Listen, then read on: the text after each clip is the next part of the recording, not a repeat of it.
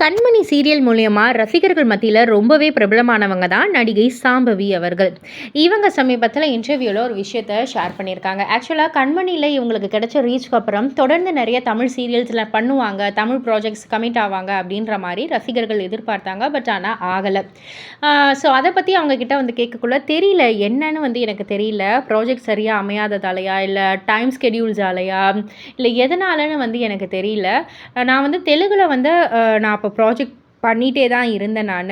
And அந்த ஒரு project முடியறதுக்குள்ளேயே வந்துட்டு இன்னொரு ப்ராஜெக்ட்லேயும் வந்து நான் கமிட் ஆனேன். இப்போ கயல் சீரியலோடைய தெலுங்கு ரீமேக்கில் நான் தான் வந்து பண்ணிக்கிட்டு இருக்கேன்.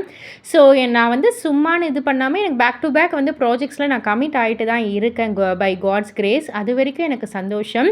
பட் ஆனால் தமிழில் நான் ஏன் கமிட் ஆகலை, தமிழில் எனக்கு ஏன் வாய்ப்பு வரலை, ப்ராஜெக்ட்ஸ் அமையலை அப்படின்றது வந்துட்டு எனக்குள்ளேயே நான் வச்சுருக்கிற ஒரு கொஸ்டின் தான், ஒரு கேள்விக்குறி தான். அது எதனாலன்னு வந்து எனக்கு தெரியல அப்படின்ற மாதிரி சொல்லியிருக்காங்க.